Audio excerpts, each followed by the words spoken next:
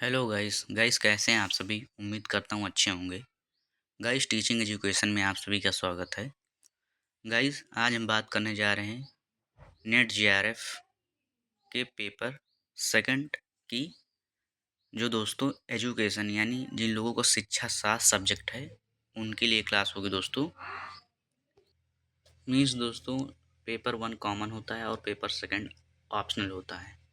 तो paper second जिन students का education है उनके लिए क्लास है। तो दोस्तों आज क्लास का पहला क्वेश्चन है, दर्शन शास्त्र के निम्नलिखित भारतीय समुदायों में से कौन वैदिक प्राधिकार को निरस्त नहीं करता है। और ये दोस्तों जो पेपर है ये प्रीवियस ईयर है, 2022 का पेपर है, दिसंबर 2022 का पेपर है दोस्तों। फिर से क्वेश्चन देखते हैं, दर्शन शास्त्र के निम्नलिखित भारतीय समुदायों में से कौन वैदिक प्राधिकार को निरस्त नहीं करता है। तो पहला है चार्वाक दर्शन, दूसरा है बौद्ध दर्शन, तीसरा है सांख्य दर्शन, चौथा है जैन दर्शन। तो दोस्तों इसमें नेगेटिव पूछा गया यानी जो नहीं करता है, मतलब कोई तीन होंगे जो करते हैं, एक नहीं है जो नहीं करता है, तो उसको बताना है हमें। तो पहला ऑप्शन चार्वाक दर्शन इसमें नहीं होगा दोस्तों। तो इसमें जैसे दोस्तों पहला ऑप्शन चार्वाक दर्शन, चार्वाक दर्शन का मतलब होता है दोस्तों ये एक भौतिकवादी हैं। मतलब इसमें आप लोगों ने दोस्तों पढ़ा होगा कि प्रकृतिवाद, भौतिकवाद। तो भौतिकवाद का मतलब क्या है, ये लोग केवल एक चीज़ को मानते हैं और वो क्या है, जैसे पदार्थ, मतलब पदार्थ में क्या है, ईश्वर है, आत्मा और वेद के अस्तित्व को स्वीकार करते हैं, ये चार्वाक दर्शन। फिर दूसरा है बौद्ध दर्शन। बौद्ध दर्शन एक गैर ईश्वरवादी विचारधारा है। मतलब दोस्तों ये लोग ईश्वर में विश्वास नहीं करते, ईश्वर के अस्तित्व को नहीं मानते। तीसरा ऑप्शन है सांख्य दर्शन। सांख्य दर्शन का मतलब है दोस्तों द्वैतवादी विचारधारा। मतलब ये दो चीज़ों पर विश्वास करते हैं, मतलब दो चीज़ों से मिलकर बने हैं, ऐसा बोल सकते हैं। जैसे एक है पदार्थ और दूसरी आत्मा, मतलब ईश्वर आत्मा और वेदों के अस्तित्व को ये स्वीकार करते हैं। तो इसमें हमारा तीसरा ऑप्शन सही हो जाएगा दोस्तों, सांख्य दर्शन। और चौथा ऑप्शन जैन दर्शन है। जैन दर्शन का क्या मतलब है दोस्तों, ये भी एक गैर ईश्वरवादी विचारधारा होती है इसमें, मतलब ये भी ईश्वर के अस्तित्व को नहीं मानते हैं, जैन दर्शन।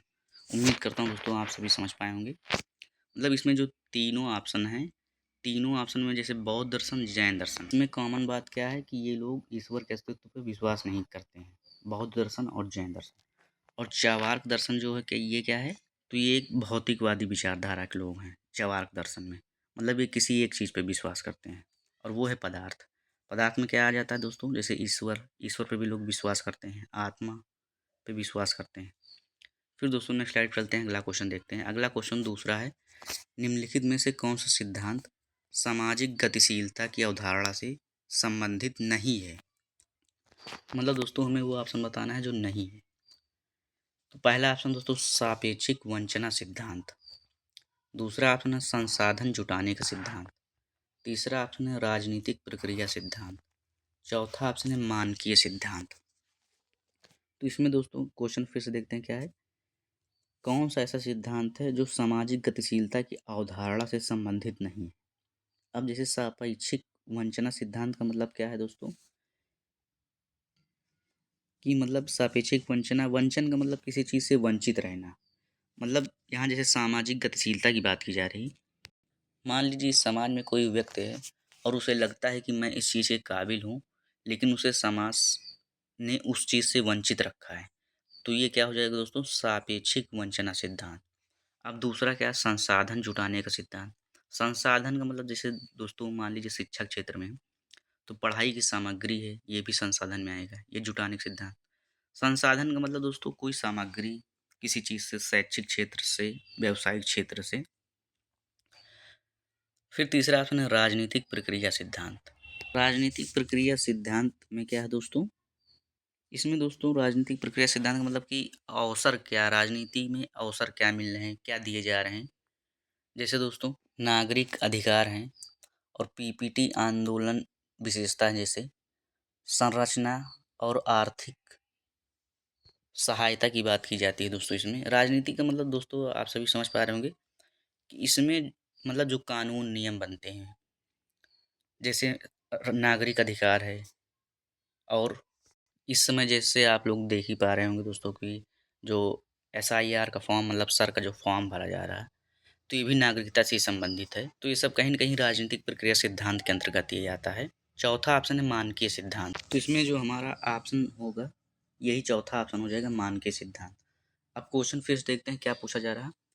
कौन सा सिद्धांत है जो सामाजिक गतिशीलता की अवधारणा संबंधित नहीं है? तो आप लोगों ने देखा होगा कि सापेक्षिक वंचना सिद्धांत, इसमें भी समाज की बात की जा रही।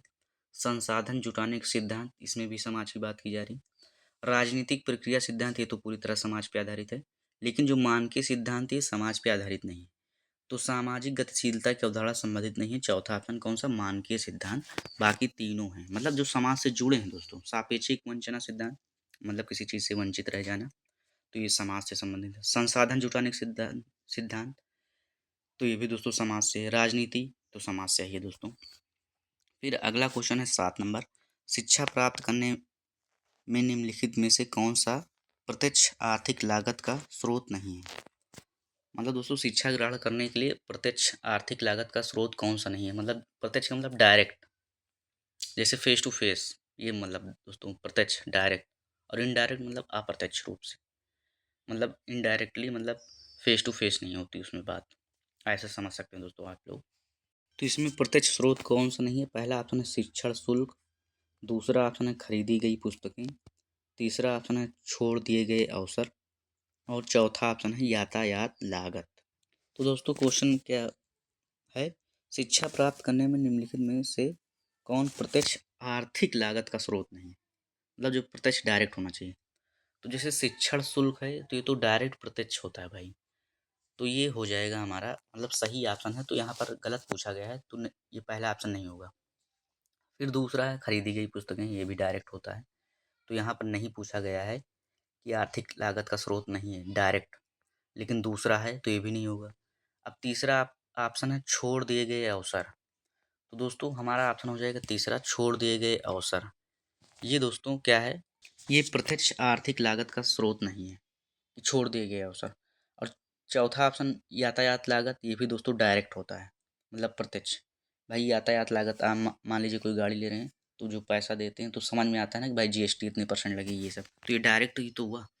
तो यहाँ पर सीधा मोटी बात समझिए यार सभी दोस्तों, कि इसमें पूछा जा रहा है जो डायरेक्ट ना हो, जो समझ में ना आए कहने का मतलब। तो भाई तीन ऑप्शन, शिक्षा शुल्क डायरेक्ट होता है, खरीदी गई पुस्तकें डायरेक्ट, यातायात लागत डायरेक्ट। लेकिन छोड़ दिए गए अवसर में इसमें कोई डायरेक्ट की बात नहीं की जा रही दोस्तों। कि छोड़ दिए गए अवसर का इसका क्या मतलब है? मतलब मान लीजिए आपको नौकरी मिल रही तो आपने छोड़ दिया, तो छोड़ दिए गए अवसर, तो इसमें डायरेक्ट की कोई बात नहीं है दोस्तों, तीसरा ऑप्शन हो जाएगा। फिर दोस्तों नेक्स्ट स्लाइड चलते हैं, अगला क्वेश्चन देखते हैं। 9 नंबर क्वेश्चन है कि अनुभवात्मक का अर्थ क्या होता है? पहला ऑप्शन दोस्तों शोध परक प्रश्नों पर आधारित, दूसरा ऑप्शन है आंकड़ों पर आधारित, तीसरा ऑप्शन है परिकल्पना पर आधारित, चौथा ऑप्शन है नियंत्रित चरों पर आधारित। दोस्तों अनुभव का मतलब क्या होता है ये हमें समझना होगा। अनुभव की एक जो इंग्लिश होती है दोस्तों, एक्सपीरियंस होती है, आप सभी जानते होंगे एक्सपीरियंस।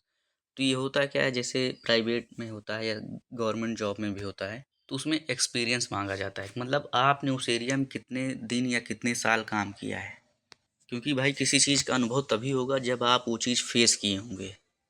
तो दोस्तों जैसे अनुभव, और ये क्या होगा, डायरेक्ट होगा मतलब प्रैक्टिकल होगा, प्रैक्टिकली मतलब जैसे आप मान लीजिए गाड़ी खुद से बनाएंगे तभी आपको अनुभव होगा गाड़ी बनाने का। आप केवल कल्पना करें तो उससे तो हो नहीं पाएगा। इसमें तीसरा ऑप्शन है परिकल्पना पर आधारित मतलब हाइपोथेसिस। तो ये दोस्तों हमारा ऑप्शन नहीं होगा तीसरा, क्योंकि यहाँ पर अनुभव डायरेक्ट होगा यानी प्रत्यक्ष रूप से होगा, इसमें कल्पना की कोई बात नहीं होगी दोस्तों। चौथा ऑप्शन है नियंत्रित चरों पर आधारित, नियंत्रित होगा तो कोई अनुभव ही नहीं होगा दोस्तों, ये भी गलत हो जाएगा, चौथा भी नहीं होगा। पहला ऑप्शन है शोध परक प्रश्नों पर आधारित, यहाँ पर एक निश्चित एरिया बताया जा रहा है, शोध मतलब जो रिसर्च से संबंधित हो, ये भी नहीं होगा। दूसरा ऑप्शन हमारा हो जाएगा दोस्तों आंकड़ों पर आधारित, मतलब कोई डाटा आप बना रहे हैं, मान लीजिए जैसे 100 लड़के हैं तो उनका औसत निकालना है कि भाई इसमें जैसे टेस्ट हुआ। मैं आंकड़ा का मतलब समझा रहा हूँ दोस्तों यहाँ पर, कि मतलब ये क्या है। 100 लड़के हैं, उन टेस्ट हुआ तो इसमें एक औसत निकाला गया कि कितने, मतलब इससे कम नंबर किसी का नहीं है, मतलब इतने नंबर हैं जो इतने 100 में मान लीजिए 70 लड़के हैं जिन्होंने 50+ नंबर पाए हैं, तो ये एक औसत हुआ, तो ये आंकड़ा हुआ दोस्तों। और ये दोस्तों प्रत्यक्ष होता है, इसे प्रयोग करके निकाला जाता है, मतलब इस प्रयोग किया जाता है। इसका उपयोग परिकल्पना परिकल्पना या खंडन, मतलब उसमें अलगाव क्या है उसको करने के लिए किया जाता है दोस्तों, आंकड़ों पर आधारित का मतलब। उम्मीद करता हूँ दोस्तों आप सभी समझ पा रहे होंगे। नेक्स्ट स्लाइड पे चलते हैं दोस्तों, अगला क्वेश्चन देखते हैं। आज ये पहली क्लास है दोस्तों, आगे से और क्लियरिटी होगी दोस्तों क्वेश्चन समझाने में। मनोसामाजिक विकास का सिद्धांत किसने प्रतिपादित किया? दोस्तों 2022 के क्वेश्चन है, दिसंबर के, मैंने बताया प्रीवियस ईयर क्वेश्चन है। तो पहला ऑप्शन है बेंजामिन स्पॉक, दूसरा ऑप्शन है एरिक एरिक्सन, इनका नाम आप लोगों ने सुना होगा दोस्तों, एरिक एरिक्सन का जरूर। जीन एरिक्सन, चौथा ऑप्शन है बेंजामिन ब्लूम। तो यहाँ पर सीधा पूछा जा रहा है कि भाई मनोसामाजिक विकास का सिद्धांत किसने दिया, सीधा दोस्तों रटा रटा है क्वेश्चन। तो ये हमारा हो जाएगा दोस्तों एरिक एरिक्सन। किसने दिया मनोसामाजिक विकास का सिद्धांत? एरिक एरिक्सन ने दोस्तों।